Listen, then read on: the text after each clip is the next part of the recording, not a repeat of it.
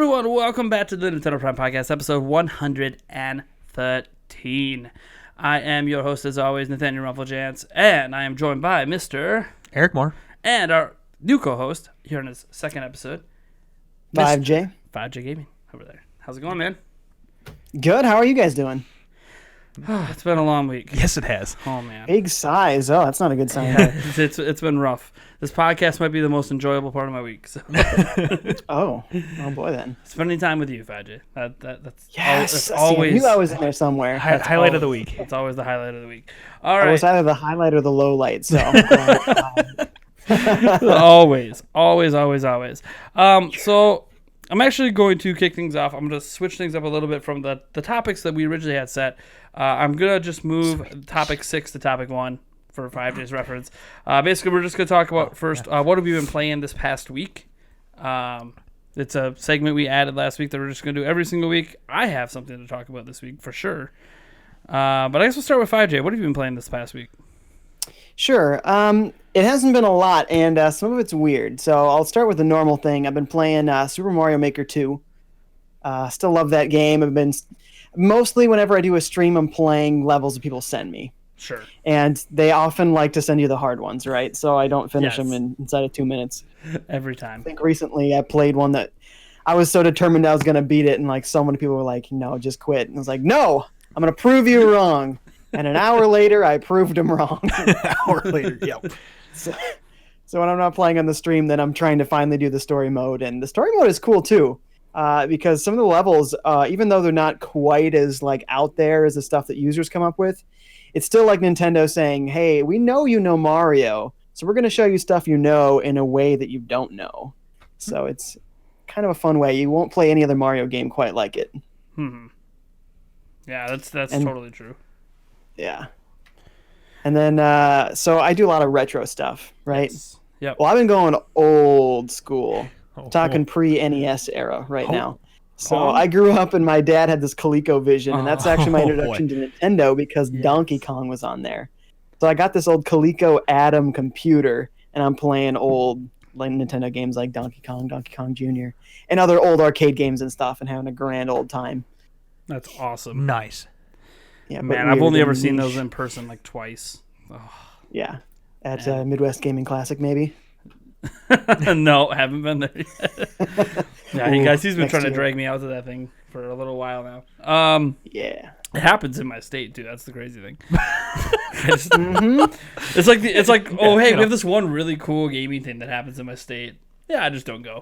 No, we travel how many thousands of miles To go to E3. go E3. But the local one that's I know. that we could drive to and back in the day, nah. Yeah, nah.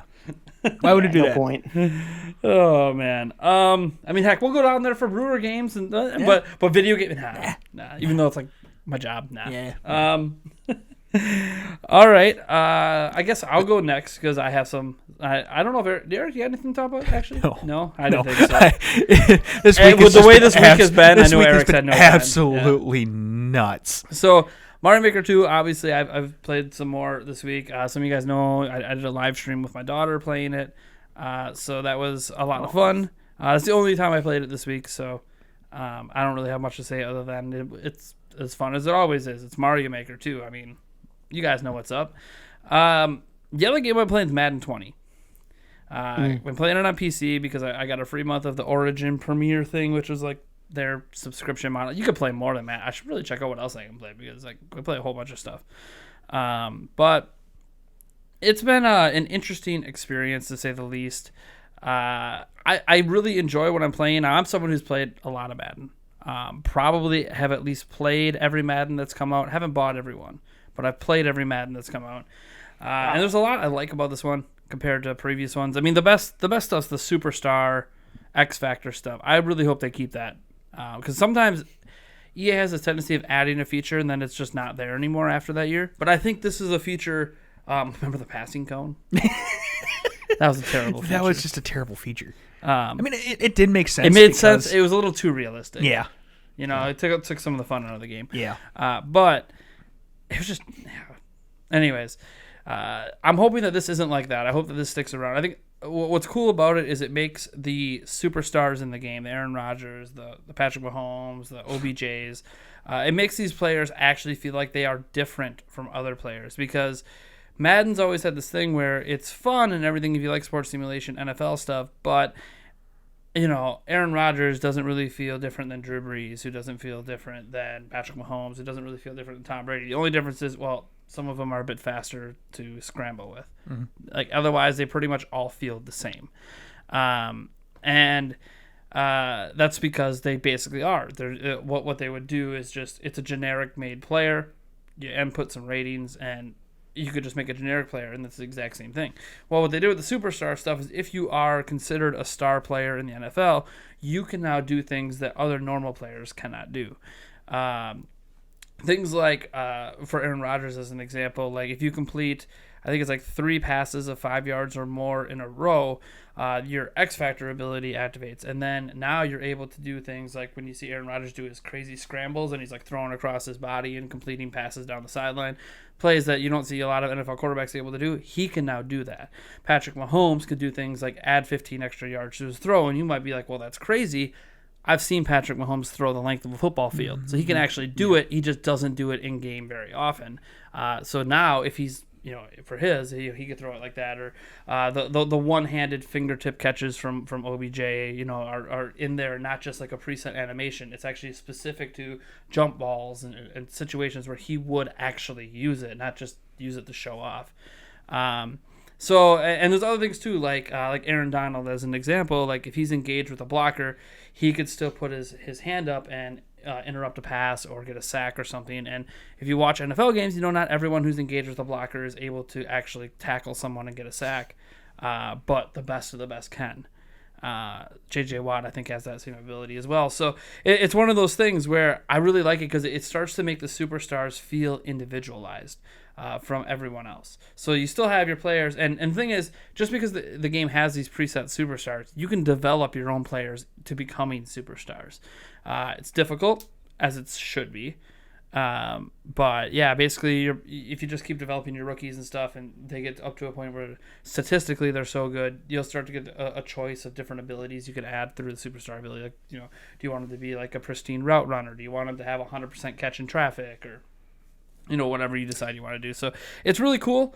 It is the first time I think I have played a Madden game ever where it now makes a difference. You now have to think about, like, if you're playing online against people, what team you want to play with based on what abilities suit your play style.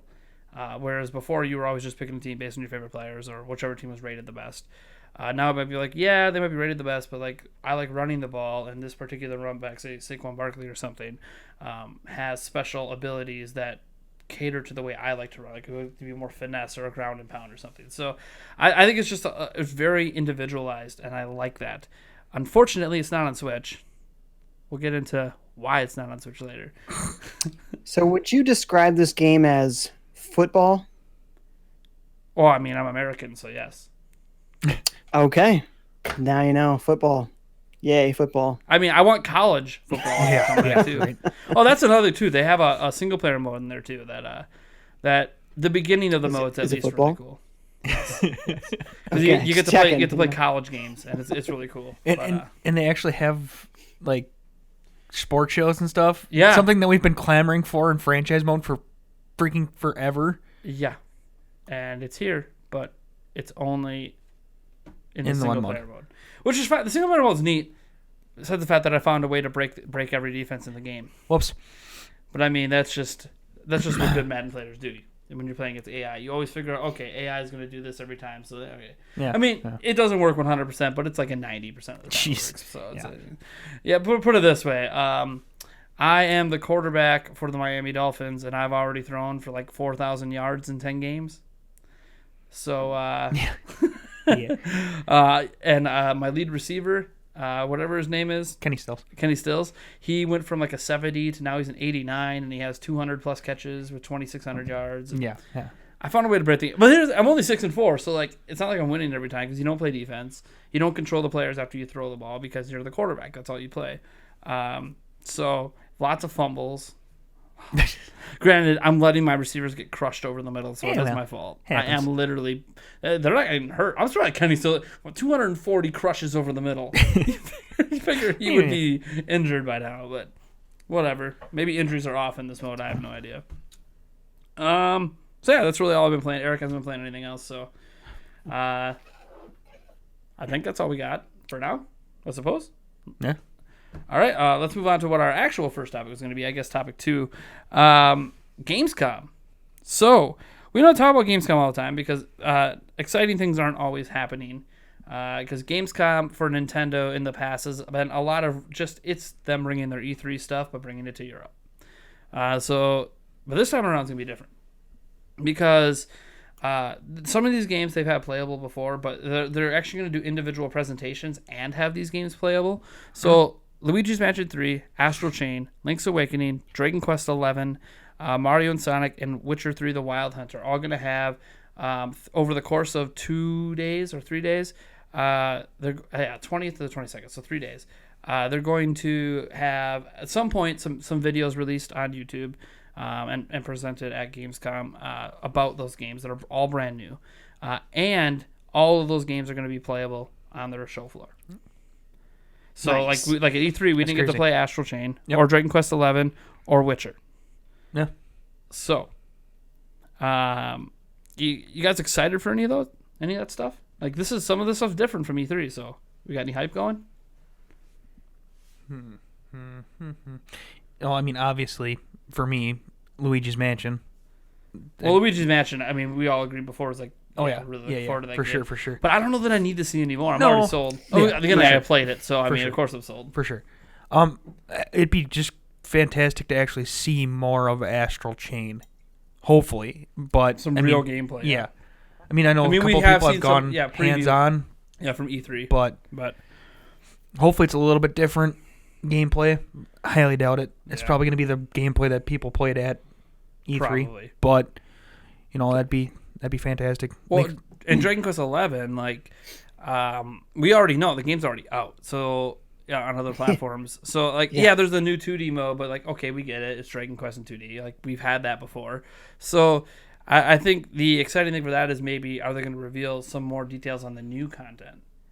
Because they said, oh, we have new content that's kind of based on this or that, but we don't really know anything. So I think there's a lot of curiosity around how much new content is it really? How many more hours to the game is it adding? Because this is basically the ultimate version of Dragon Quest XI. So wasn't the 2D mode from the 3DS version? Yes. which is kind of funny. Japan? Yeah. Yeah, That's exactly where it's the from. 3DS, but we're gonna put this in 2D. Yeah. Well, I think what was on the top screen was the 3D graphics, and on the okay. bottom screen it was Okay. 2D. So it was Okay. both. Yeah, Gotcha. it was Oh, really weird. It was really weird. But yeah, so I'm obviously curious to see if we find out about any of the new content, or if they're just going to keep it under wraps like they've been doing. And Witcher 3. Yeah, I mean, it's gonna be interesting to see how that looks. So Fully looks. we have seen, I think it was 10 seconds or something of Witcher 3 when they unveiled it. It wasn't much. Maybe it was 30 seconds. I don't know. But it wasn't much. So I'm very curious. One, it's playable. So this to me means they're going to have a lot to show for it. I'm very curious what this game is really looking like. I mean, I hope Digital Foundry's there so they can do their examination too on some of the technical specs, what resolution and all this stuff, draw distance. But obviously, everyone, we know it's going to be the worst looking version of Witcher 3. That shouldn't be a surprise to anyone. So I'm not going into it being I expect this thing to match, because I have it on PC. It's not going to look like it does on my PC. But So you're saying it's not 4K? But what we saw, I thought was really impressive for what the Switch is. And I would be more than happy to play that on the go. Caveat being, what's the frame rate? Mm-hmm. I'm okay with 30 FPS. In a single-player adventure game like this, I'm okay with 30 FPS. But I need to see that it can Lock stay... 30. I doubt it's going to... No, there's so few games lock. I wish Well, it would. I mean- Who knows? Maybe it will I be. mean, Maybe it will. Steady 30. I Yeah. mean, if you hit 28, you're probably not going to see the 1 or 2 frame rates. But if you start hitting 24, Yeah, that's usually when I start 20, noticing it's like, judder. then you from there. And I'm But- curious comparisons from dock to handheld. So Oh yeah.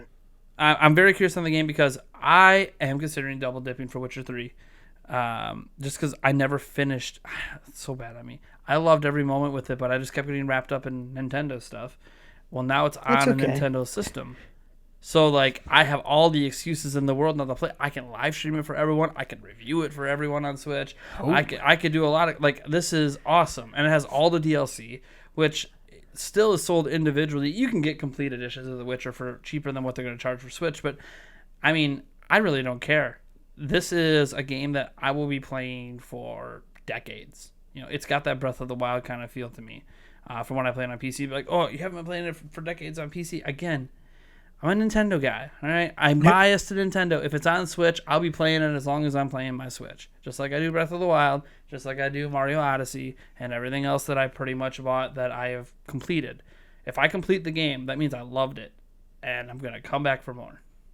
So, it's going to be crazy. And I honestly think if they can keep the resolution above 540p in handheld, that it might be one of the best looking games on Switch. At least for that particular realistic art style. Sure. But now, like, big in caveat. your question, yeah, what's up? You also mentioned Link's Awakening. Yes. And I am very much looking forward to seeing more about that game. I mean, obviously it looks different, right? But I want to see.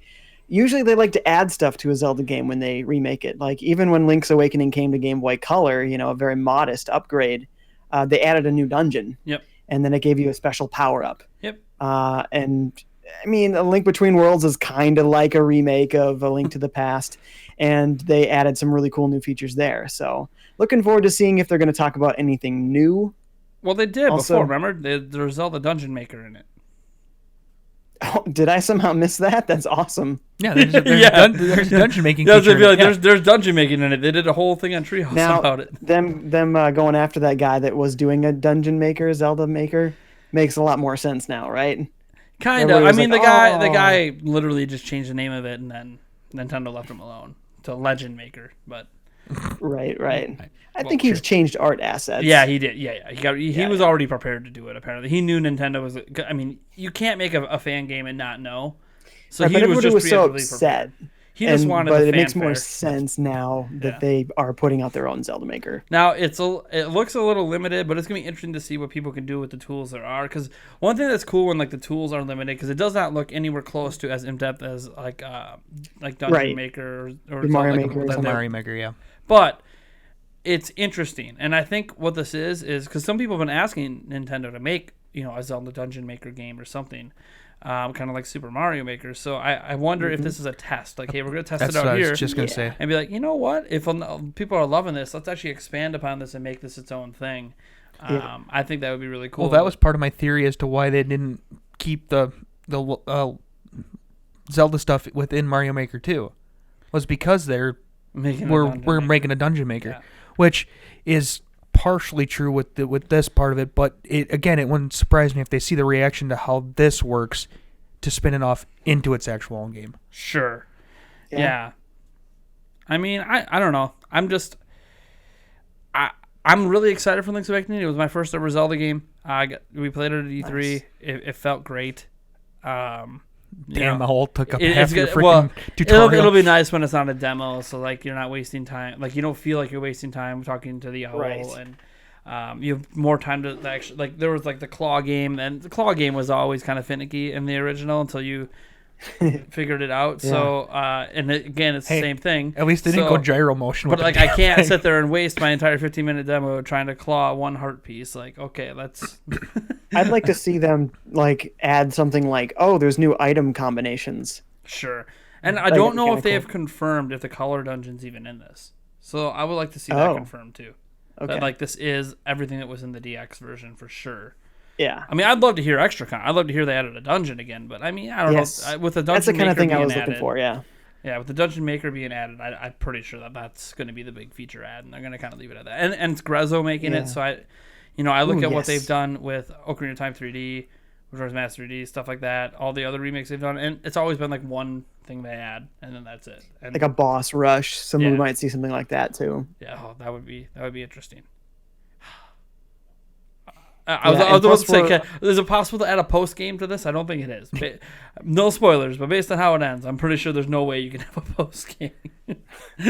They'll find some way. No, there is no way. Well, we're also all kind of like hoping there's that stealth announcement of a limited, Switch Lite, right? Mm-hmm. Zelda-based Switch Lite. Are we really hoping? Because I don't want to spend the money. Yeah. I mean, that's the thing. I know I will if they have it. I don't want. Green Breath of the Wild 2. Triforce is on Just it. wait What for are we Breath of the Wild 2. thinking? I'll wait. Breath of the Wild 2. Do an upgraded Switch. Like have the upgraded Switch version coming out next month, but be Zelda themed. I will pick that up. But that's a ways out. So Day one. Oh boy. So speaking of that upgraded Switch, it is now out actually in some countries. It's very weird because Nintendo never told us when it was coming out. And not to mention, besides August, and not to mention the countries that's out in. Yeah, it's out in Australia, and then Hong Kong, and that's it. Logical, right? I mean, I get kind of Hong Kong because it's right near the manufacturing. So, well, that and they just recently brought them into. But the like Switch Australia, too. Yeah, right. And like not Japan. Yeah, right. That part too. Right across from China. Would it make a little? But yeah, apparently they're on the wild. People can buy them. They're not playing favorites. No. I'm just wondering if there isn't enough supply for the demand that would happen in Japan. I don't think that. Do you guys think there's even a crazy demand? It's literally just a battery life change. Do we really think the demand's that crazy? This is just a replacement for the Switch they're already selling. In Japan, it wouldn't surprise me. I think the demand in Japan is for the Lite, not for this. Oh, well, there's that too. Because one thing that we don't have down that like the sales numbers came in for Fire Emblem, and in Japan it did not sell well compared to Fates and Awakening, and in addition to that, the Switch sales actually went down week over week, which tells me that people are waiting. They want the $200 Lite. Yeah. Mm-hmm. Japan's big handheld, man. They want that $200 Lite, and then they'll go nuts. You're going to see a Even big though it's sales not boost. really pocket-sized. It's not. I don't think it's the pocket size thing. I think it's the idea of non-detachable controllers. I don't know. My pocket's big enough for the Switch. In portable, one thing that happens, like if you overall. drop your Switch, is like the Joy-Con breaks. Yeah.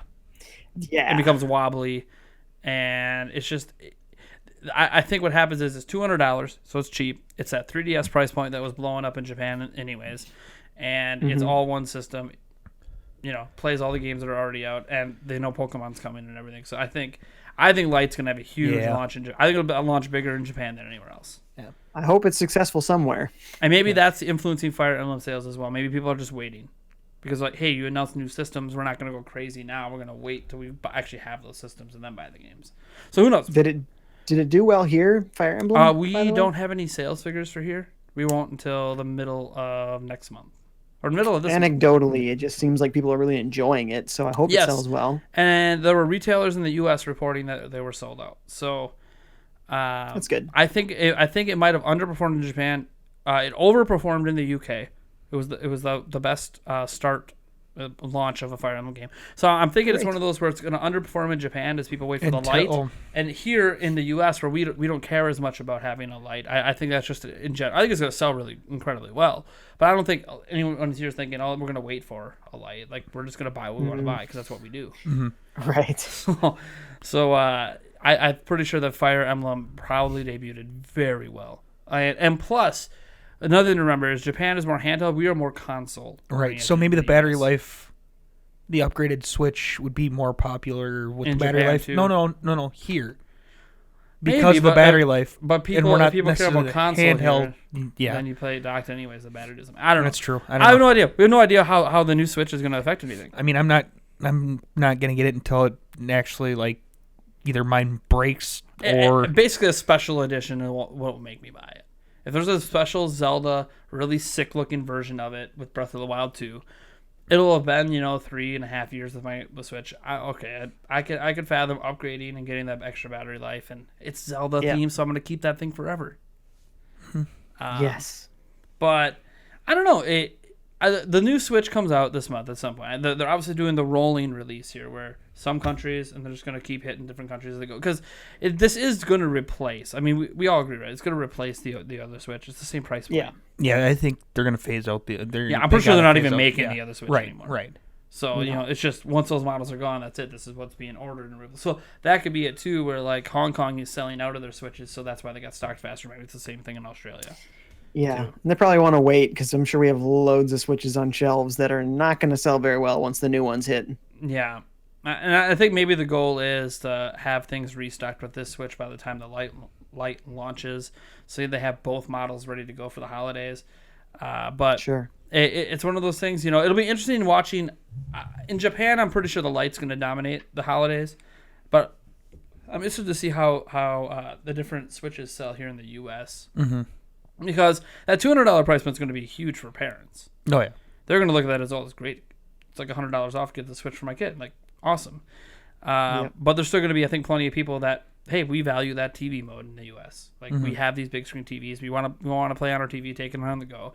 When around the go, we want that better battery life, so we're going to get that. So I'm very curious. The U.S. market's the only one that I'm not sure which way it's going to go. Normally, you think, well, the cheaper system that basically has all of the main functionality, which is you get to play the games, would win out. But I don't know in the U.S. In the U.S., I think a lot of people do actually care about the TV, the TV portion. They care. Like Nintendo put out the stats for. I know they're a couple years old now, but there were a lot of people using it in TV mode and TV and portable mode, like actually taking advantage of the full breadth of the system. Yeah. So, and the Switch is selling well. It's winning the MPD every single month right now in the U.S. So, woohoo! Go Switch. It's only going to get better from here with the new models coming out and all the games. So, it's going to be interesting. What I do feel bad for, though, is anyone right now that goes and purchases a $300 Switch when the new model isn't on the shelf yet, but it will be in like a week or two. Yeah, right. I feel so bad for them because it's only battery. I think this is why, like, Nintendo might never, even though if this uses when it's torn apart and we see if it's using a shrunk down X1, I don't know that Nintendo's ever going to release a boost update for it just because, man, people are going to feel gypped. Yeah. So bad. Yeah. Well, they'll have to announce it in advance if they do something. Yeah, it'd be way in advance. Or they would, I don't know. I don't know if Nintendo's even going to plan to do that. They might actually have a Switch Pro, and then we don't got to worry about it. But, they're doing things different this time, so it's hard to know what they're going to do. Yeah, I mean, can you guys think of like anyone in your life that owns a Switch that might even consider upgrading to this new battery life one just because of the battery life? Like that's good enough for them? I mean, me personally, because battery life was such a concern from day one, the stats are out there. It's like you get 2 hours with Breath of the Wild. Everyone was going to play it, so they're all like planning, all right, how am I going to extend the battery time? Everybody I know already has like portable batteries everywhere. Of course, I have portable batteries. And a lot of people already have that for their phones too already. So yeah, so everyone I know has been prepared for that battery life. So I don't know that they will really care that much about it. I know I don't. Mm-hmm. I think what would make people care is if it was a slightly upgraded, like if there was a boost mode, if it had something else, like just something that makes the OS a little snappier, or snappier, load times are screen faster. Like a smaller bezel or something, so it's slightly larger, guaranteed IPS screen or something. Yep. Where that doesn't change the specs, but that does make the screen better, and some people really care about the screen if it was IPS or if it's Gorilla Glass screen or something. Right. But I mean, I get why Nintendo's doing with it, what they're doing. I do think it truly is using the shrunk down X1 because it's the only thing that makes sense to me. Because if the Lite is using it, then if this is using it, that's just a way to streamline manufacturing. Mm-hmm. And so this is just an upgrade byproduct of streamlining. And they don't have to pay for two different types of the same chip. They don't have to have two different types of chip made. They can just change everything over to this manufacturing line, make the one chip be good. Makes sense. Now, if we find out that's not the case and it's actually a bigger battery, I'm going to be shocked. Because to me, that just seems dumb. There's already a heat problem with the Switch. So just put a bigger battery. That doesn't seem smart to me. But what? You don't want to bend the Switch even further? Hey, my Switch isn't bent. Yeah. Bend the gate. Bend the gate.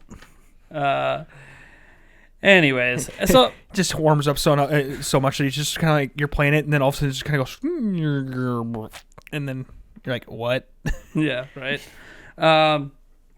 All right, let's see here. Next up, oh boy, this is gonna be a fun one, guys. We get to talk about EA. Lord. We don't get to do that very often, by the way, because EA does not bring games to Switch besides FIFA, and I don't think 5J, do you play FIFA on Switch at all? I've never played a FIFA game ever. There you go. I have no plans to play a FIFA game or any other soccer game. Now, have you played Faye? Have you played that on Switch? Faye? Yeah, it's like an indie game that EA published. Yeah, that was like an indie game. Yeah, it looks cool. I haven't played it, but in my mind, that's not an EA game. They published a game somebody else made. You know what I mean? Well, I mean, that's all their good games seem to be that way. Like A Way Out. They didn't make that. They just paid for it. What is that? The puzzle game I like with the little yarn characters. Oh, Unravel. Unravel. Yep, and the second one's coming from EA, but it's not really EA. You know what I mean? Like, I mean, it's happening. It's like one of those games. Okay, it's happening because of EA because they paid for it. Right. But it, as some people have told me that worked at EA, like when it comes to the indie stuff, they just give them money and they leave them alone because you can't mess too much with that indie scene. Or people are not going to buy the game. We've seen this happen. They should take that advice elsewhere in their business. The problem is people keep buying the games. Yeah, right. People keep buying the games. Although the last Battlefield, that didn't do too well compared to the prior one. So maybe they'll be rethinking things. Battlefront 2, it was still a huge success, but it could have been better. So we'll see. They were very disappointed in their 12 million sales. They're like, oh, that wasn't close to enough. It was like 12 million. Right. Are you kidding me? Well, they were looking at the series franchise sales where it used to hit 20 million. So that I could understand. But it'll be interesting to see what happens with the Jedi Fallen Order. Everything about it looks great so far, but everyone's waiting for the other shoe to drop. Literally, everyone's waiting for the Crash Bandicoot Team Racing post-launch microtransaction fiasco to happen. Oh, Jesus. And it would be even worse this time around because Activision never said there wouldn't be microtransactions in Crash Team Racing. They just did what they did so it would appear in reviews to get higher review scores, which is shady. Ooh. But technically, they never said they wouldn't put them in the game. EA has stated explicitly there will not be microtransactions and loot boxes in Jedi Fallen Order. So if they do post-release ones. Hope so. Oh, and the only hope I give, the reason why I think they might stick to the guns on this is they need to make Disney happy. That contract's coming up. Mm-hmm. Oh, yes. They got to make Disney happy. So if this game sells really, really well, has massive critical acclaim from fans and reviewers, and never pisses anyone off, that's what's going to get them their next contract. And that's going to piss people off. But they're going to be like, well, if they do more Jedi Fallen Order, then we're going to get a bunch of other bullshit. But they're not going to. Until the contract's up for Then we'll get the next great one. Right. Oh, great! Once every decade, we'll get a good one. I mean, don't be wrong. Like I played a lot of the older Star Wars games growing up, and for the most part, most of them were just okay. There was a great one here or there. KOTOR was obviously amazing. I personally really liked Pod Beam Racing. I like the Super Star Wars series. Pod Racer. The what one? Super Star Wars on Super Nintendo. Oh, yep. That was decent. I also like Rogue Squadron, of course. That's a game right there. Yeah. Yes. I mean, that was literally like Star Fox, but better in my opinion. I'm just being honest. Yeah. It was a better version of Star Fox. It just was. Because it wasn't on rails, and I'm still amazed that game existed back in that generation. That's so good. As an arcade game, I could see it existing back then, but like on console, I can't believe that thing existed. And then the GameCube launched with the second one, right? And it was amazing. Yes, it was so good. But we got to talk here because EA. Oh boy, we talked about the games they brought to Switch, the games they brought to Nintendo in the past. But they haven't really been bringing anything to Switch major besides FIFA, and even FIFA's been a legacy. They finally are calling it a legacy. It's been a legacy edition the whole time. They lied to you. They kept telling us, oh, it's a custom. No, it's an older version of FIFA ported to Switch with updated rosters. That's what it is, and that's what it's been, and now they just openly admit to it. But that doesn't mean that people are happy. So this guy, they had their investors meeting. And in the Q&A section during the phone call, one of the investors specifically asked Andrew Wilson, the CEO of EA, why The Sims 4 is not on Switch, and what their process is for considering any other game on Switch. Very pointed question, because basically they talked a lot about Sims, because Sims has been doing phenomenal. And they just like, hey, look, like, why isn't this thing on Switch? And the thing is, history of Sims, they've been on like every Nintendo platform. So the fact that it's not on Switch is really weird.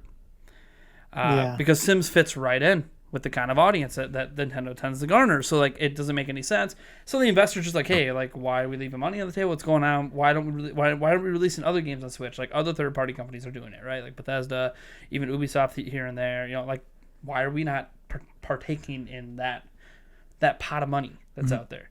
And Andrew Wilson had this to say. And oh boy, Andrew Wilson. Anytime we're evaluating platform conversations, we're really looking at a couple of things. One, does the game really fit that platform in terms of the controls or the community ecosystem? Two, do we think the community playing on that platform would appreciate the game to go there? Or would they prefer to play it somewhere else? We have a lot of data that would suggest that a great many Switch owners also own a PlayStation 4 or an Xbox One or a PC, and very often choose to play the games that we make on those platforms, even though they have a Switch. And they enjoy a lot of great content on the Switch. That's basically the important quote. He goes on to talk about how well Sims is selling for no good reason, because that has nothing to do with the question, and then mentions how like community games or like something about how these platforms are better built for building games versus Switch, even though Switch's three biggest games are creator games in Mario Maker 2, Dragon Quest Builders 2, and Minecraft. But whatever. Yeah. What are your guys' thoughts? I did an entire video on this, so what are your guys' thoughts on this? Go ahead, 5J. I mean, the explanation is just so weak. I mean, that's the same decision that literally every game company is making. All of them. It's not unique to EA. Oh, they have an Xbox or a PS4. Yeah. So do all these other games. Literally all of them. People bought Doom, and they had already played it a year earlier. Yeah. And they still bought it. You know, people are out there like, yeah, Warframe's coming. Yeah, it's not like it was the best version. None of them are, right? No, yeah. We just talked about The Witcher 3. Like, it's not. We know what the sacrifices are, but you could do something with Switch that you can't do on all those other platforms. Absolutely, and it's take it on the go, right? That's the thing. And of all the companies that would give up an opportunity to double dip in your wallet for your game of the same game twice, right? EA's gonna pass on that? What? Right? Nonsense. Complete nonsense. So it just doesn't make any sense to me at all. I think they just don't want to put in the effort. I just think they don't straight up optimize the games. Yeah, I just like. I think they're because for those who don't know, there was an unprecedented partnership between EA and Nintendo back before Wii U came out. You know, it was a partnership that had apparently never existed between a console maker and a third party company before. We got kind of a crappy port of Mass Effect 3 out of it. We got an old version of Madden, even though the Wii U was just as capable as the other hardware Madden came out on. We couldn't get the current version. No. We had to get an old version. Yeah. We got an old version of FIFA as well. Those are the only FIFA games and Madden game that released, by the way. We've already got 3 FIFA on Switch. Yes, old version, but still 3 years in a row. The thing is, Need for Speed.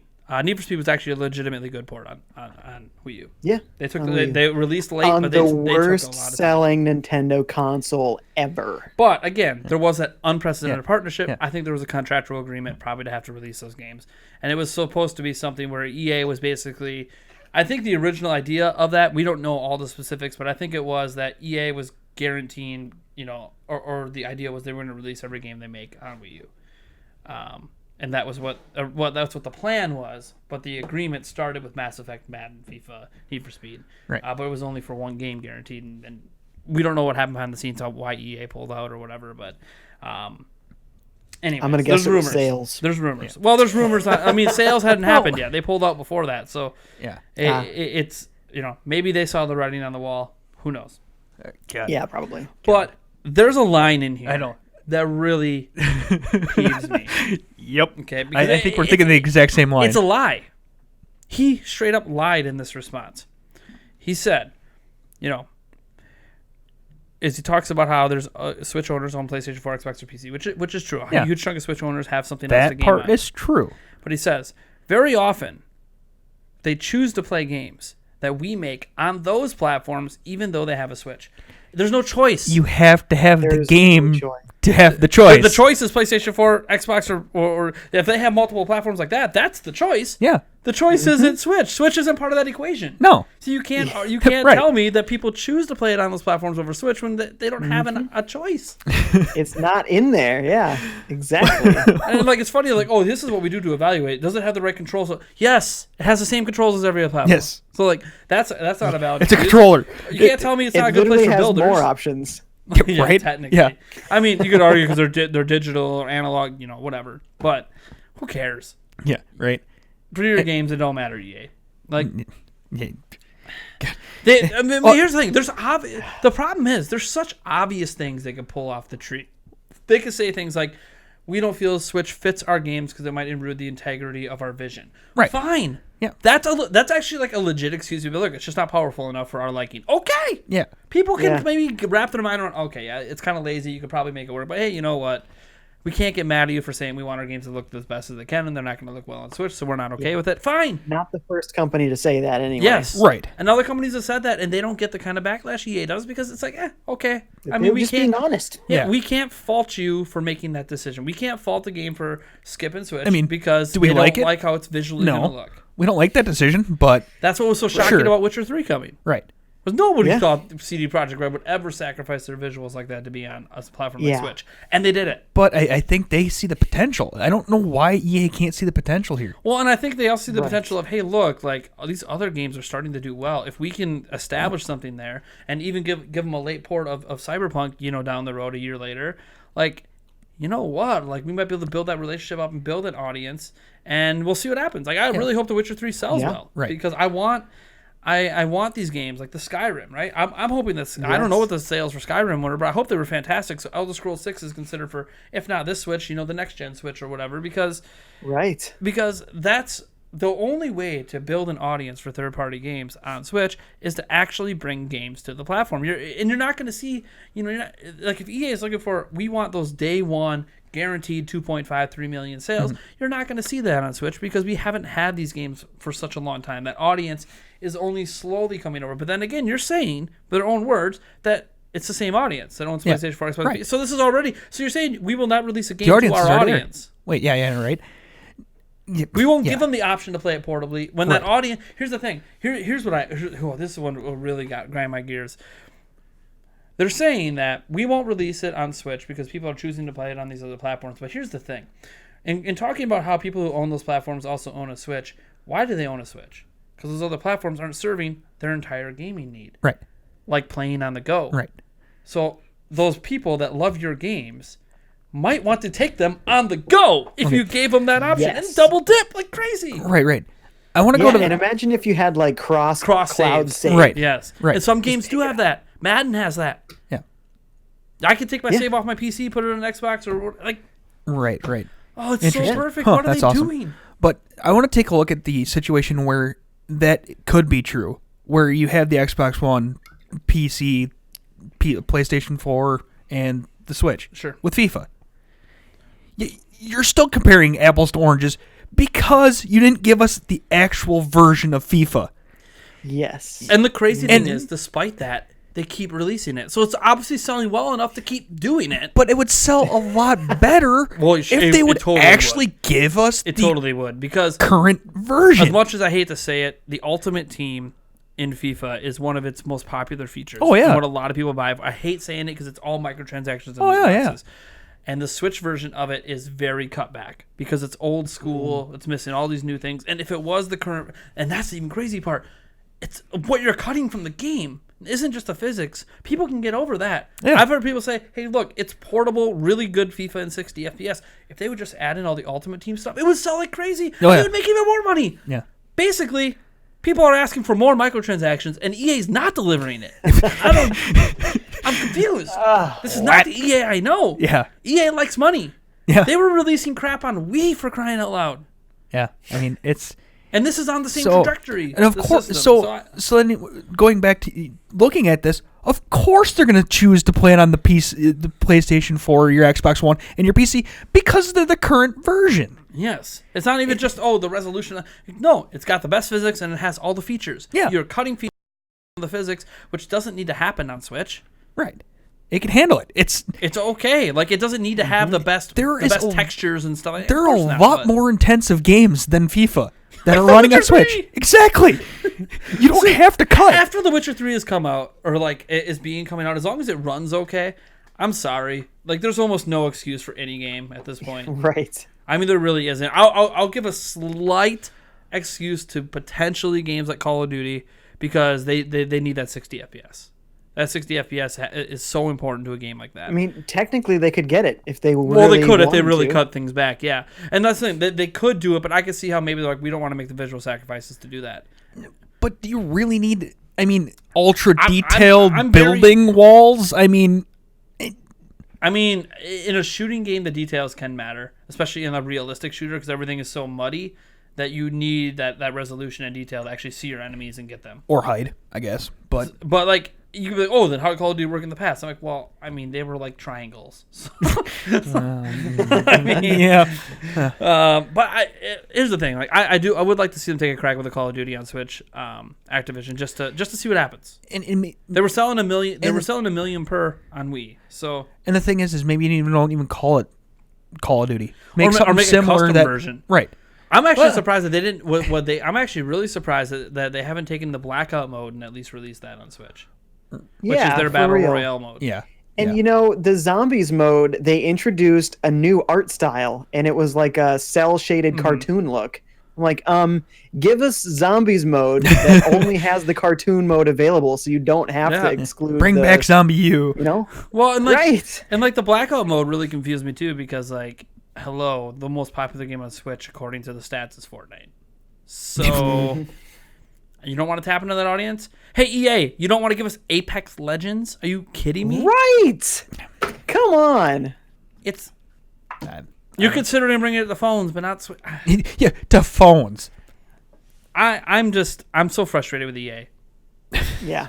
That just... And here's the thing, like a lot of people in response to my video said, who cares, screw EA. I understand that like a lot of people don't like EA as a company. No, but we still want the games. But like a lot of people love the games. They sell in the millions. They're some of the best sellers every year. So obviously there's people that want these games.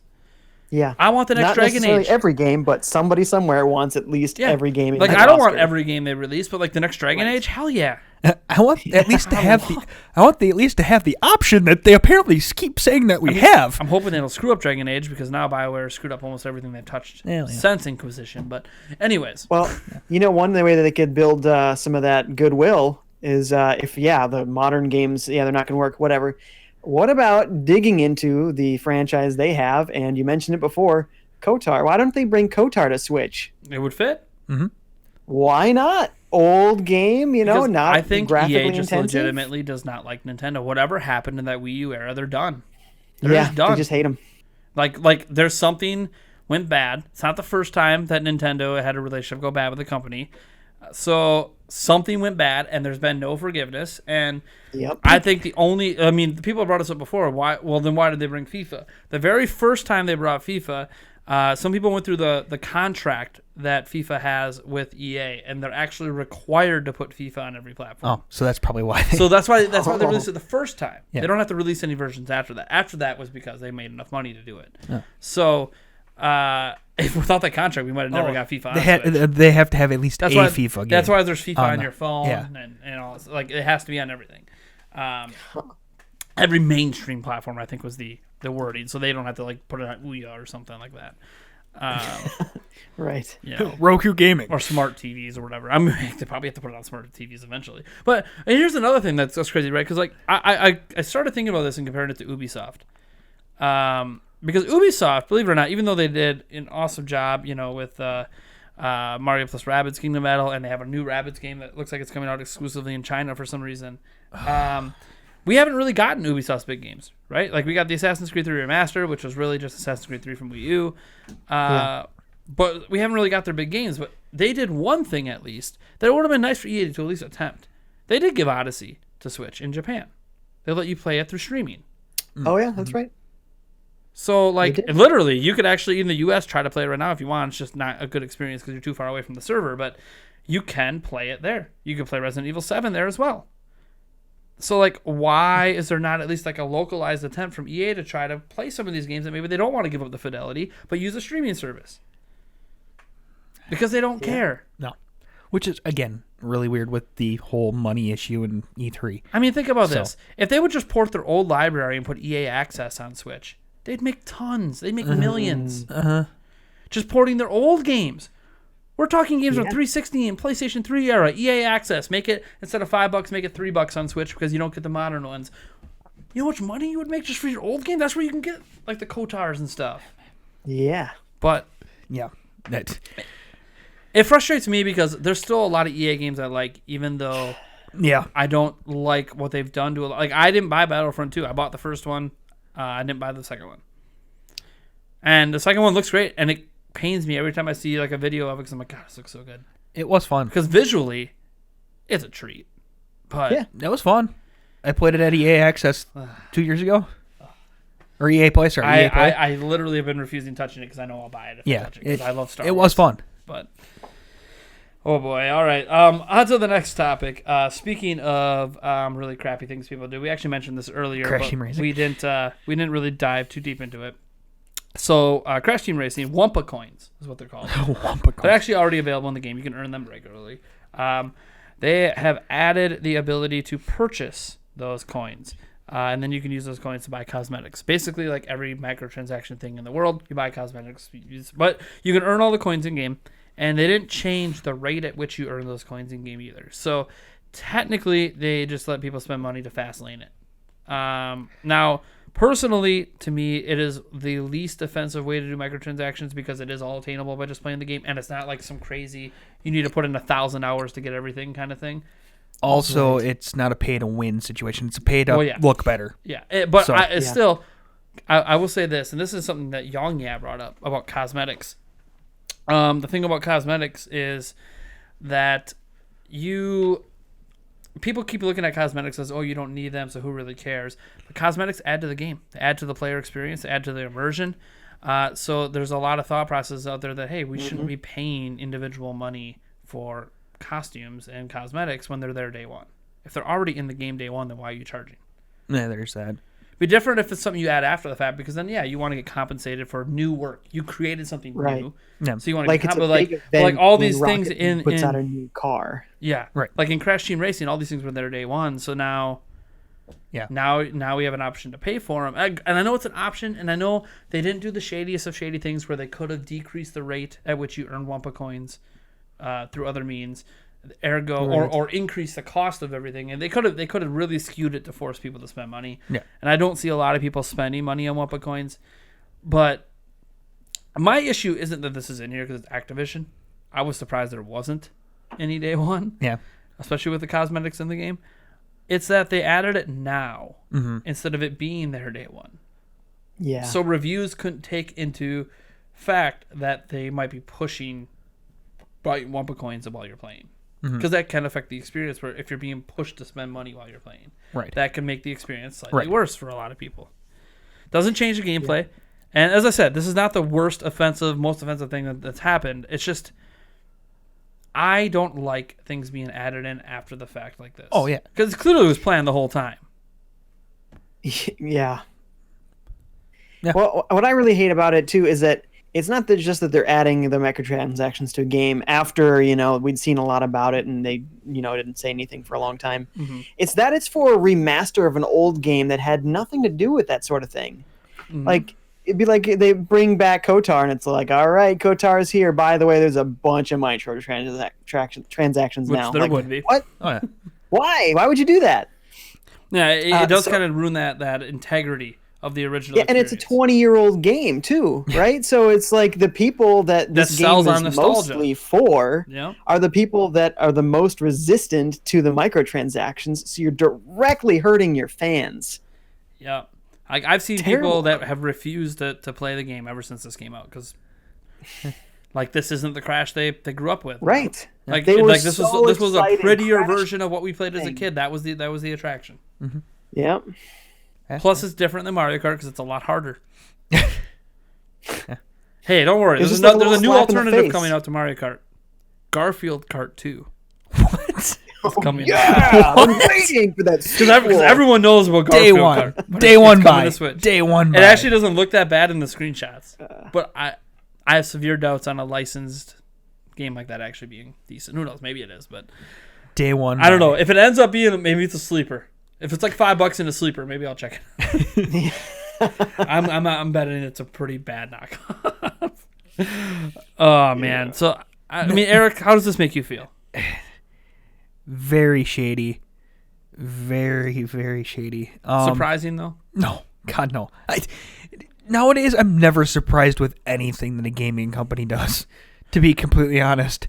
It's like I kept trying to think about this, like, obviously people could see EA doing this. EA pretty much does every shady practice there is in the world. I mean, they were just in the UK trying to argue that loot boxes aren't loot boxes, they're surprise mechanics.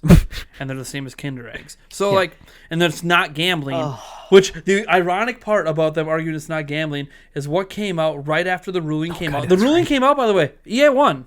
EA won the court case, and they determined that it wasn't gambling. However, something happened right after that happened. GTA released actual gambling. Yeah. You can buy actual virtual currency with money and gamble in a casino inside GTA 5 now. You are literally gambling now. You just don't get a payout. The key thing that has prevented it from being called gambling is there's no monetary return. It's gambling requires the ability to get a monetary return. But the weird thing is, in Counter-Strike, there is. You can resell those items in real life in Counter-Strike and get actual real-world money. It is gambling. Literally gambling. That's probably they're spinning it as like, oh, it's a secondary market. Yeah, it's not officially supported. Yeah. It's more like Craigslist than gambling. It's just a Facebook marketplace. It got nothing to do with us. Yeah. Oh, jeez. It's and that probably is the literal legal loophole they're jumping through with it because we're not making money. So it does hurt that it's Activision because I feel like they used to be such a cool company and now they're becoming another EA. And well, here's the thing: Activision has been doing this kind of crap for a while, and now they're seeping into Blizzard, and so. Yeah, and we saw like Destiny was like, we can't be beholden to these guys anymore. We're out. Yeah, and thankfully, good on Activision. They sold Destiny back to them. I didn't think they were going to do it. I know the investors were pissed off that they did it, but Activision did admit that. You know what? I think that was the last bit of people at the top having some sympathy, being like, "Hey, look, like, we're sorry. We probably should have never made this partnership with you, knowing what we wanted to do with this, but that you guys didn't want to do that." Whatever, because Bungie is such a well-established place to like go from Microsoft that people have their own problems with, but never forced that upon them. And then all of a sudden they they made the mistake. It was Bungie's mistake too. They thought they needed someone like an Activision to get their game out there. They didn't think their name alone was big enough.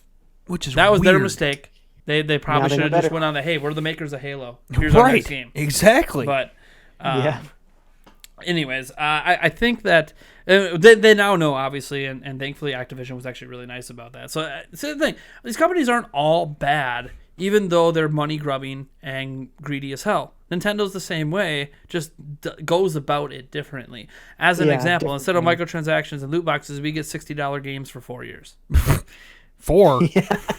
Sometimes 4? Well, I'm being generous because Amazon and other places always discount it over time, even though the Nintendo didn't discount it. Yeah. But, I mean, so, like, it's just Activision. And what hurts me is Activision was kind of on a roll for a little bit with these games. Crash Insane Trilogy. No issue, just a straight-up remake. Spyro Reignited. The thing is I think this is gonna hurt their, like, probably next 1 or 2 game releases. Well, and here's the thing: they had things perfectly set up to make a new Crash game, and And now people are going to be like, oh, wait, but are you going to do this? Exactly. Like, I think deep down, a lot of us always knew if they make a new one, there's going to be microtransactions and loot boxes. Of course there is. But but it would have been like, hey, look, at least they didn't ruin our childhood. I also think it's a little bit more acceptable being there from day one. Yes. Not sprung on you after the game's like we been know Call released. of Duty's going to have a day one. Exactly. We you know, it's that. Right, well, and here's the thing though. Activision has done shady things with Call of Duty, where they've made some things that were free at launch cost money later. People just are quicker to Nintendo forgive Switch Online because they already have microtransaction loot boxes in the game, so they're like, Nintendo Switch Online. Another prime example. See, Nintendo isn't alone in this. Oh, Nintendo's doing a really cool thing with online. Maybe we'll get into that next week. Whoa. You just said another prime example. Haha. That should become a series. Prime examples. I don't know what it's going to be. Prime example of what Nintendo being greedy. I'm going to lose all my fans. Right. Prime example of everyone being greedy. If I'm crapping on EA and Activision, I think. Yeah, there you go. Yeah. Like you mean like as a proof today, my video's blowing up and it has like 1 dislike because I'm crapping on EA. So everyone wants to crap on EA. But it's like a fun thing that for all that EA topic. Fantastic. Hey. It's exactly what us as gamers love. Another reason to crap on EA. Oh, yeah, for sure. So and now we have another reason to crap on Activision. So Activision did some dirty stuff with Call of Duty?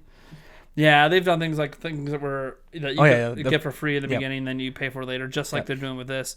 And it's weird because they already have microtransactions in right away, so no one really understood why they did it. Yeah, I don't know. And they do things like charging for a reticule. Wait, what? Yeah, they charge for a red dotted reticule. Oh, Jesus. What used to be free was called the laser dot. Oh, God, my brain hurts. Yeah. Anyways, and they added microtransactions in after the fact of blackout mode, but they were honest with people saying that they were going to do that. They just wasn't ready day one. Sad part is there are people that buy it, so it's only like $1, but it's like if 1 million people buy it at $1, it's $1 million. It's $1 million. So. Yeah, but it's $1 today. In 10, 20 years, are we going to be like, it's only $20? You're right. With inflation. You're right. All right. Yeah. We got a couple topics left to get to. First up, we got Android. Yeah. So they've been working on hackers have been working on getting Android on Switch for a while. They've had versions of it running for a little bit. We've seen Android on Switch all the way back in 2017.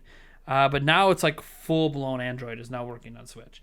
And it's to the point now where they can actually turn Switch into an NVIDIA Shield TV, which has been what they're excited about because it's literally the same tech. So, because the Switch has the same tech inside of it, they're actually able to not only play Netflix and all those things that we can't, for some reason, do on Switch, but also all games that actually play on NVIDIA Shield now play on Switch. Hey. Because literally it's the same hardware. Yeah. So it was a very easy conversion once they got full-blown Android to work. So I think it's kind of crazy. What are you guys' thoughts on like this? I mean, it's not against the law. You can hack your own Switch if you want. It does. Nintendo won't cover you anymore by warranty. But I think it's kind of neat. Yeah. What I want to see is Twilight Princess HD. Because they HD'd it in China on the Shield. So now now you can actually play it. Play it on your Switch. That's what I'm interested in. There you go. They did that with Mario Odyssey too, and it's like, why aren't those on Switch? Yeah, they already run on the tech. I'm confused. Yeah. Plus, they already technically remastered it in HD once with Twilight Princess, and now it's remastered twice. Yeah, sure. Why not? What are you guys' thoughts on this? Like, I'm always amazed sometimes what the hacking community can do. Right. Like, there's always the shady side, the pirating, and all that, and. You know, you guys can have your own opinions on that stuff, but I mean, I think this is just legit cool. Mm. Yeah, if you're like into older games, you find that most people look for a system to play older games on. So like PSP was huge because it was compatible with so many different like emulators and stuff. And that's why Sony was trying to crack down so hard. Every single game required a new update of the firmware or you couldn't play it. Right, they were really trying to stop it, and they just couldn't. Yeah. That opens Nintendo up to having all sorts of awesome homebrew stuff. It's portable, right? That's one of the things that people love most about it. There's all sorts of like Raspberry Pi portables, but the Raspberry Pi is not very powerful. Yeah. So having a Switch that's now totally jailbroken running Android, the possibilities of what you can put on it as a jailbreaker. I mean, you're talking incredible. Wii, PlayStation 2, Mm-hmm. like heck, maybe Dreamcast. even some early, Dreamcast, some early PlayStation 3 and Xbox 360 games, possibly. Yeah. Like Some EA games. Oh wait, EA games, Kotar, Yeah, as we talked about earlier. Like, and I know some people could talk about, well, what's the legalities? I get it, I understand, Right. but It's I not mean, necessarily about this is, it's just cool. Like, we want Nintendo just to give us an all-in-one themselves. Like, we would love for full virtual console with everything from every platform they've ever had, or even make their online service a Netflix of Nintendo gaming, like people want it to be, but they don't seem to be. They don't seem to be doing. Like, I know some people would still rather own the individual games, but if they're going to do what they're doing, at least give us the Netflix of gaming. But you're not even doing that. Right. And then they could really be on top of things that ever launched their streaming service, because they already have the subscription base for a Netflix-style gaming, and no one else is doing it that way yet. Which again, Google Stadia, what the hell is wrong with you? Right. Maybe Microsoft will do it that way. I don't know, but right now Microsoft doesn't sound like they're doing it that way either. I was gonna say, although they're doing a cool thing where you can do a local cloud. That's actually kind of cool. I think that's a very unique thing they're doing, and it's not going to cost you any money to do that. So I think that's cool. But anyways, I think it's really cool. I know that people are going to use it and play games illegally. It's just the way it is. But I mean, it's going to happen. But so playing games on it isn't necessarily. It doesn't have to be illegal, because there's plenty of homebrew games out there that don't break any laws at all. Yep. The homebrew community is like, people always view it as this illegal stuff. Like, if you go to like the homebrew games, they're fully legal. They're just games built that they can't get approved by Nintendo or whatever. And they don't have a big publisher to put it out the game. There's some really good ones. Yep. But like, think about other things. Like, with Android working now, you can put a music player on Switch. And it doesn't need to be illegal. You could literally own the songs and just put them on there and play them like you can on any other device that you can put MP3 files on. You can actually watch Netflix. Which, by the way, that's not illegal. Maybe it is on Switch. Maybe there's a special law now that exists where it's illegal to watch Netflix on Switch. Because, hey, they pulled it from 3DS. You were able to watch it on 3DS for a while. Yeah. Now you can watch it on Switch if you're willing to hack now. Did they finally cut their Wii support? Yes. Yeah, that was actually huge. I think that was just cut, or is cutting later this year. Like, that was actually huge, because there were still, last time it was reported by some website, there were still like 300,000 people using it in the U.S. to watch Netflix still. Right. And it's like, man. I think what was great about it is that it was really easy to navigate with the pointer controls. Oh, yeah. I loved that part of it. I just didn't love the SD output. Well, I do know some people that, and this is probably just, I don't know, because of where we live. Like, there's people that have cabins, and sometimes the cabins aren't rocking HD TVs. Oh, God, no. They threw all their old TVs out there when they were at their house.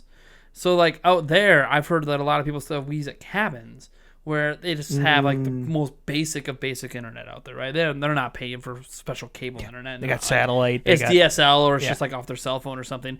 And that's where Wii has actually been popularized, when people are out camping and doing cabin stuff and hunting, like they're watching Netflix on their Wiis. And so I was like, oh, you can't do that. And obviously by now, all of us have a zillion ways to watch Netflix.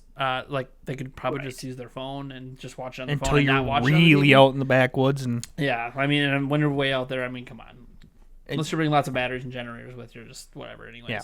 So, I honestly think that that kind of sucks. But Android on Switch, I don't see any negative to it beyond the same negatives that exist with Android on anything. I mean, I literally Android phone, like, people do illegal things with it, but people do a lot of really cool legal things with it too, like custom theming my phone. Yes. Custom theming Switch. Hey. Yes. Wait, what?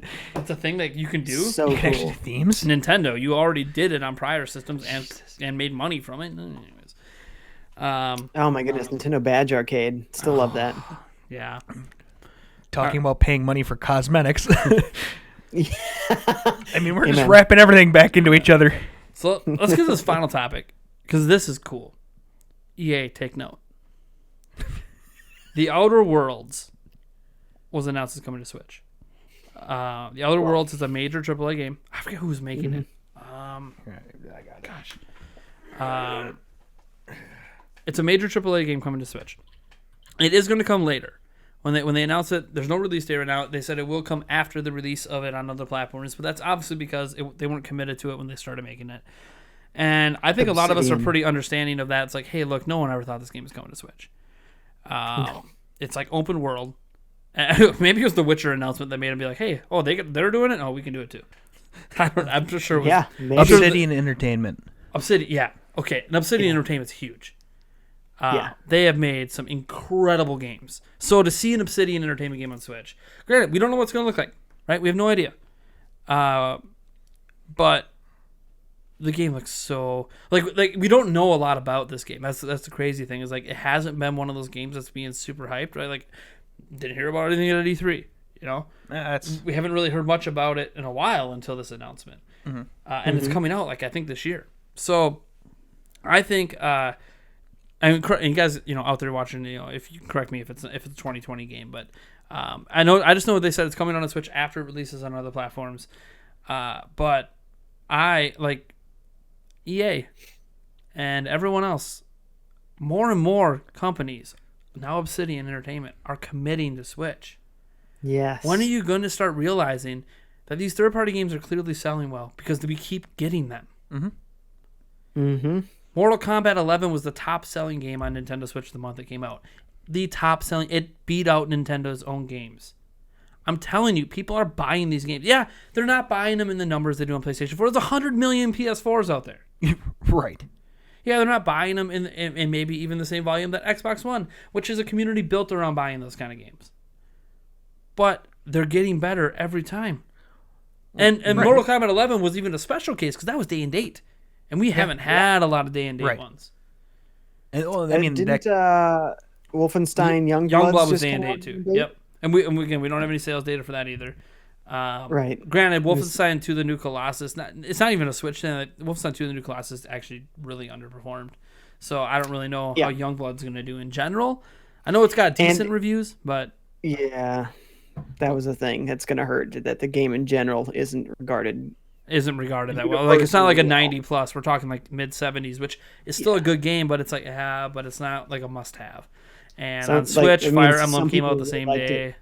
Fire Emblem's getting high 80s to 90s. Like people are going to pick that up instead of picking up this, and I can't blame them because Fire Emblem probably is a better game. But I don't know.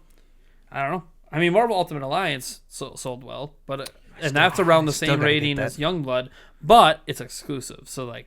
You always kind of get a little bump on the platform when it's exclusive. It's like, hey, look, it's exclusive. Right, but still, game that runs well and looks good on the platform. Runs well, looks good on the platform, yeah. And Youngblood, from what I played at E3, it was fine, but it was all in the corridors. So I didn't get to experience what it looked like out in the more open sections, where obviously the New Colossus struggled too. So, man, the Outer Worlds, though, that's the thing. Like, I was trying to do research on this, and like, there's just so little known about this game. This is honestly the first I've ever heard of it. Yeah, it was at E3, but it was behind closed doors. Like because it was like a new thing. I think a lot of people were just kind of like, "Oh, wait, what is this? Is this like Borderlands? Is this like some sort of Fallout thing?" Because it has some sort of a style somewhere in between those games. Maybe it looks a little No Man's Sky-ish, So because it's a new thing, I think people just didn't stick in their minds as much as like. Well, yeah, and there wasn't like a major platform holder like propping it up, like a Sony or something, being like, "Hey, check out the Sony wasn't there, so yeah." I know, but I was like, Xbox could have done it or something, or heck, it's coming to Switch. If they knew it back then, Nintendo could have done it. But I think it's, man, it looks incredibly enticing, but it's a game I do think we need to know more about. But I think it's more so it's being made by Obsidian Entertainment. Like, I don't want to make the mistake I made last week. People say they never make bad games like Platinum. Oh God, yeah. Even though the number of great games from Platinum massively outweigh the bad ones. Yeah. But I mean, I have a hard time thinking of an Obsidian game I didn't personally enjoy. They just make high quality stuff, and we're just never used to having it on Nintendo because Nintendo doesn't get their games. It's like another Western developer that, hey, Nintendo just doesn't get them. Like Bethesda. You just don't get Bethesda games. You just know that as a Nintendo until now. Right. And even then, we're not even getting all of Bethesda's games. But I mean, heck, Doom Eternal is supposed to be day and date. If it's day and date and it blows up on Switch, You don't think the next Fallout, you don't think the next Skyrim's going to be, or the next Elder Scrolls going to be considered for the platform if they're seeing growth in the audience? That's the big thing with the commitment from Bethesda, is they're the ones that are going to know, is the audience growing for argument. I don't think Youngblood is a good measure because it is lesser of a game than the new Colossus. And it's coming off a game that underperformed anyways. But that was also a game not developed by the core team that usually makes Wolfenstein games, right? Yeah.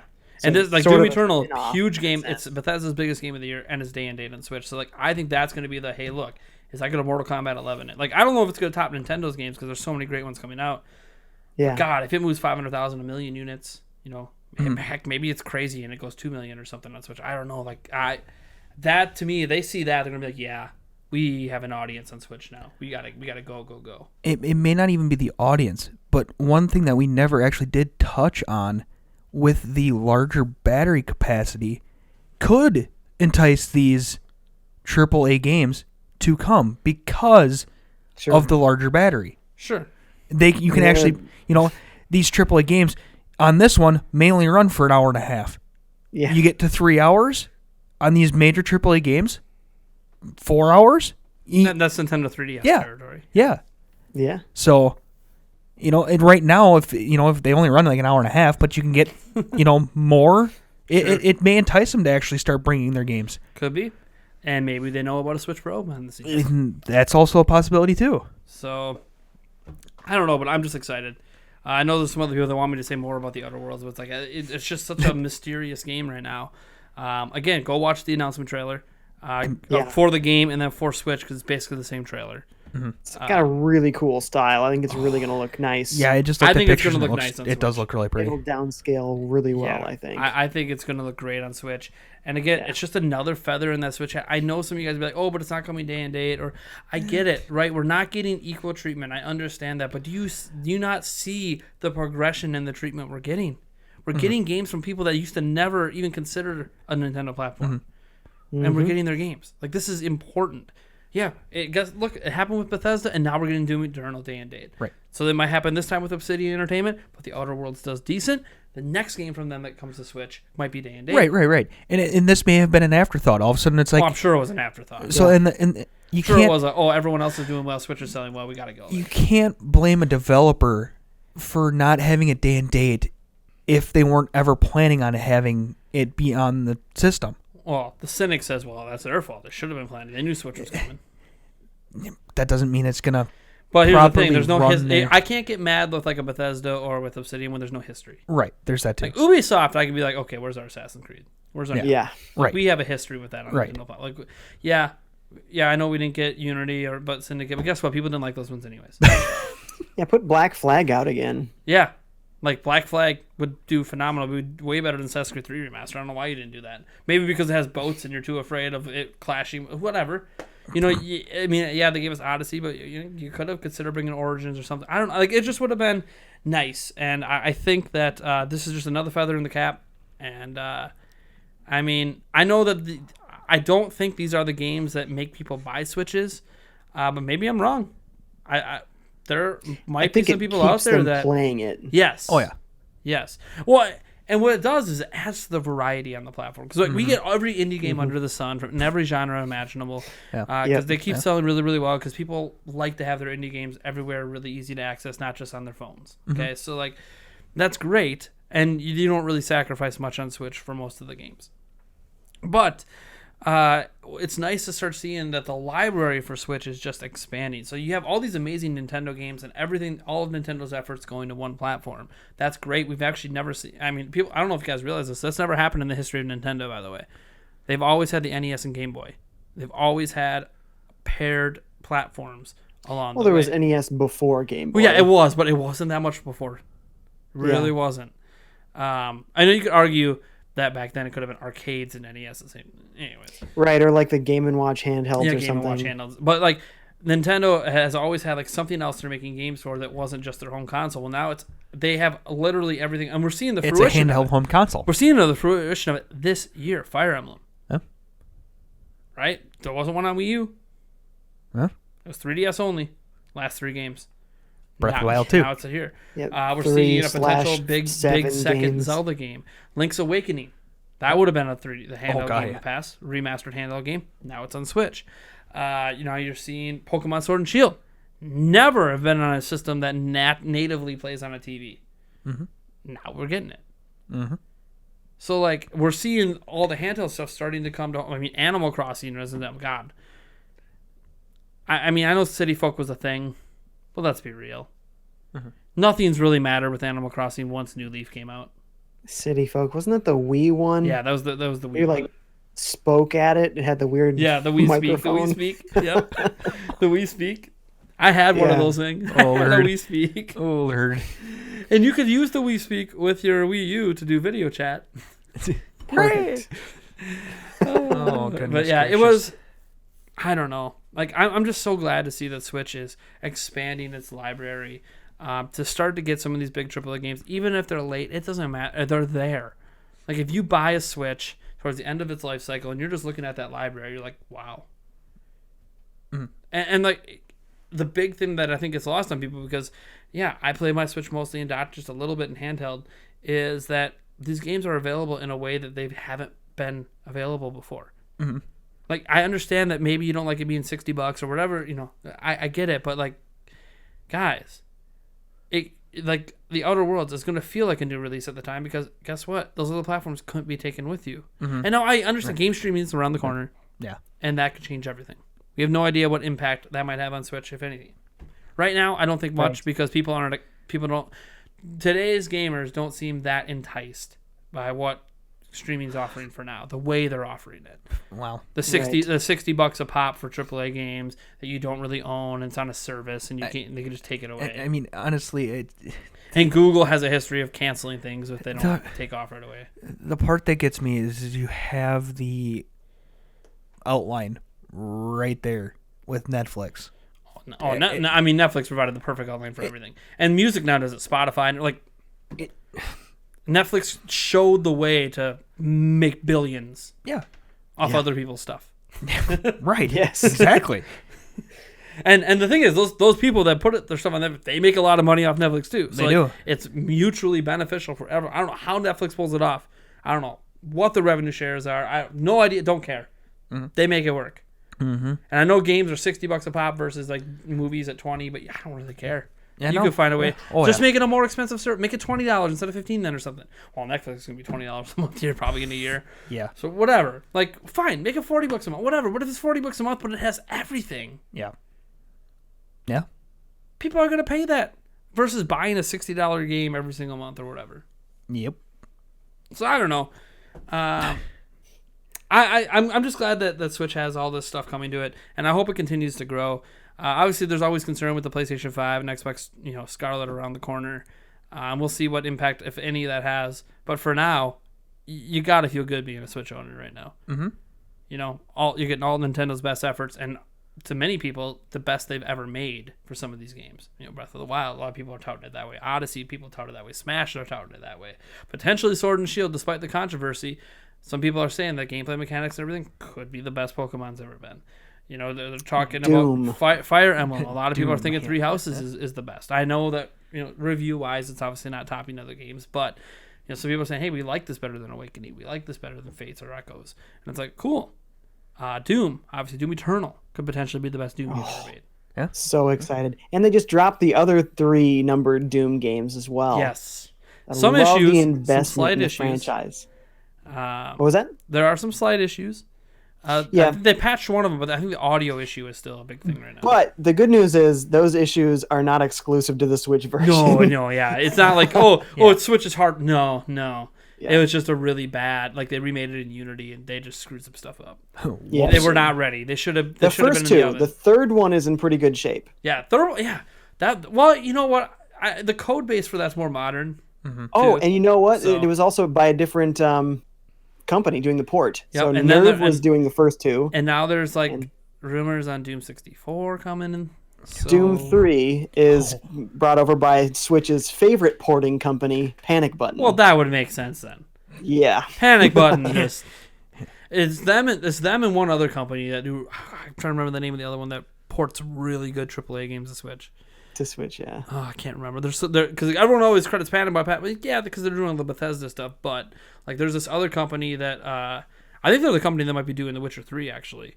Oh, sure. So I can't remember their name, but I'll remember it when I start looking up some of the. As soon as the microphone turns off. Yeah. It'll come to me because there was another company that I was shocked because I thought Panic Button ported this one game, but it wasn't. It was this other company. I'm like, that's a. Do you remember what game? Well, it was Mortal Kombat 11. Might have been who ported that one. Whoever did the work on that one for Switch. Because Mortal Kombat 11 is fantastic on Switch. Literally, like if you don't care about having the best resolution ever, it is amazing. So fluid. Smooth. Those are the people that make Mortal Kombat. Okay. So they'll be listed as credits, of course. But there's like who ported Mortal Kombat 11 to Switch. Yeah, that's probably the best way to look it up. Because if you just look up credits for it, they're just going to show, hey, NetherRealm. Yeah.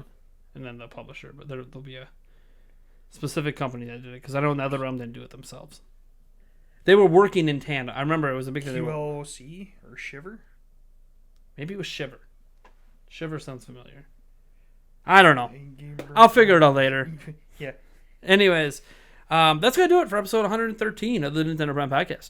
I want to thank 5J, obviously, for being here, as always, from now into the future. Yeah, no problem. Exciting seeing you there. Is there anything you want, like, do you have any upcoming streams you want to tell people about? I just had somebody donate to me. It's not Nintendo, but Injured Gamer 1985. Thank you, sir. Just donated to me Red Dead Redemption 2, and I have been dying to play that game. It is phenomenal. So I'm so excited to finally get to play it. It is phenomenal. I didn't beat it. I only went about 10 hours in, but oh my god, it is. Oh, and it has the new online mode now, so infinite replay value. There you go. Holy cow! Mm-hmm. Awesome. All right, cool. So check out his channels. We'll have them linked down below. Is YouTube, Twitch, etc. Twitter. Check that all out, guys. 5J Gaming. Literally, if you just type it in Google, it's the only thing that comes up is his stuff. Legend. Yeah, so check it out. He does, I know some of you guys always ask me, hey, why don't you stream games more, this or that. He literally does that, so go check him out. He plays a lot of Nintendo games, plays retro games, plays new games, Red Dead Redemption 2, other stuff. So he's kind of a jack of all trades, so go check his content out. Eric, obviously, this is your content. This is my content. Although people are volunteering to buy you different shirts to wear for E3 next year. That's just Corey. He said he might be willing to buy some for you, and I'm like, what's he gonna buy though? What? Because he's him. He's gonna buy like Vikings and then it's like, well, buy Nintendo Prime merch or something. And then it's gonna end up in a dumpster fire somewhere. So because that is the state of the Vikings. A sacred ceremony on the beach in LA. I don't know if you guys saw, but he reached out to me about it. And I was I know he did. I don't know what you're talking about. Yes, I know he did. I saw that. I was like, what? No. Oh, good God. I love our fans sometimes. Thank you so much, Corey, and everyone else who makes what we do here so exciting, all of our patrons and just subscribers in general, people on our Discord server, all that. If you want to join our Discord server, there'll be a link in the description for you to join. We have one single public chat room in there. If you want to get to the rest of the Discord server, that does require you become a member at patreon.com/NintendoPrime. You can also, through Patreon, you can also become... get access to this version early, everything early, by a whole day. You can also get on a podcast episode if you want, and then help support potential future shows. We have stretch goals on there that if we achieve, there'll be other shows that we'll launch on the channel, in addition to the Prime News and this and the random other videos I put out. As for other content I have coming up, I don't really have anything planned at the moment of this recording. I kind of have an idea for a video. I'm kind of let percolate, but I don't want to say it in case I decide not to do it. I'm trying to get better, guys, but not promising content and then not delivering. So I'm going to not say it unless I know I'm doing it. Right now, I don't know. There's probably some news topics that happen I'll talk about tomorrow, but good stuff. So I think that's it. Oh, you can find the podcast. I just mentioned this, especially now, because we moved the audio version. We did. The main host of the audio version used to be Podbean. I think you could still technically find it on Podbean for now, but that might not be true in a month. We're not sure what happens once I don't pay for it anymore. But you can now find it on anchor.fm /Nintendo Prime something. 7. I don't know. Just if you just type in Nintendo Prime Podcast anchor.fm, it should pop up. The problem is I'm talking Anchor because I have two different accounts. I'm trying to get them merged. There'll be a link in the description as well directly to the Anchor one. But the one that gets me is you can't just Google search Anchor. because it's it only pulls up a mobile to download the mobile app. You can't actually search their website. I'm like, this is pointless. Because I keep trying to go, so I have to go back into Facebook, going back into our chat to go back to find the link. Although now that I have it actually on the website linked in through our podcasts, I can easily find it now. Oh, yeah, there's that, or like you could have just went to the description of the video version where I have it all linked. That's so much easier. That is, I already did the work for you. You mean for me? I'm logged in, so I have extra privileges I can do on my computer. You mean kind of like You mean kind of like where I spent 4 hours trying to figure out a Facebook share button for a website, only to figure out that there's a 10, maybe like a 3-minute fix. Yep. Yeah. It happens. Yeah. Make things more complicated than they need to be. Hey, it worked. I will say it did. Yeah. No, the one that I built did work. It just didn't look like a Facebook share button. I never actually saw it. No, you didn't. No, because I was too busy and I never got to check it out. And you changed it by the time I got to sit down and look. Yeah. Well, no, I mean now it's an actual Facebook share button. Yeah, I know it is, and it looks like a Facebook share button. Yeah, I know it does. I've seen it. Yeah. Anyways, yeah, you can find the podcast at Untitled.net. You can always find it there. The video version for sure works. Audio versions we think all work. No, I think there's a couple. That's the thing. Because of this switch over from Podbean, things are getting kind of weird.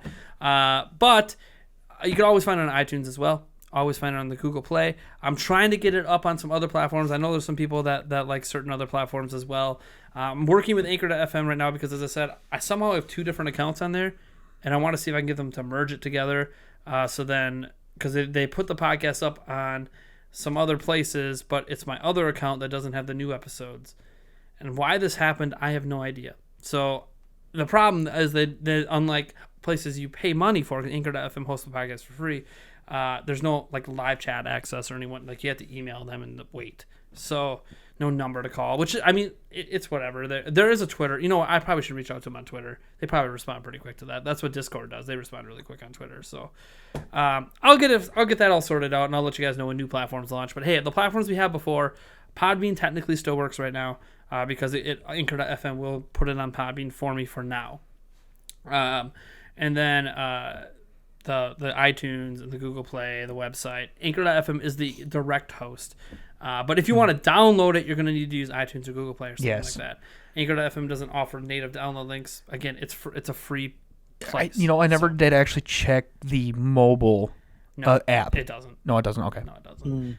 What it will tell you is it'll link you to an iTunes or Google Play if you want to go to download. Okay. It'll be like, hey, look, you can download, just not directly from us. I think it's just because it probably goes through an extra process on Google and iTunes end that makes it cheaper for them. I have no idea. Because maybe I'm not even sure how they, like, I know it's RSS feed, but maybe the RSS feed directly uploads it to their server. I'm not even sure how it works, to be honest. Right. I know they get the episodes from the RSS feed, but do they directly download that episode to iTunes and then iTunes delivers it themselves? Maybe. I didn't build the back end for these, so I'm not sure how they work. Right. So, but I just know that they do. That they always tell me to go to those places and download it. So, whatever. Hooray for coding, back end looks. Yeah. Inside Anyways, looks. thank you guys for tuning in. Awesome episode. Catch you guys in the next one.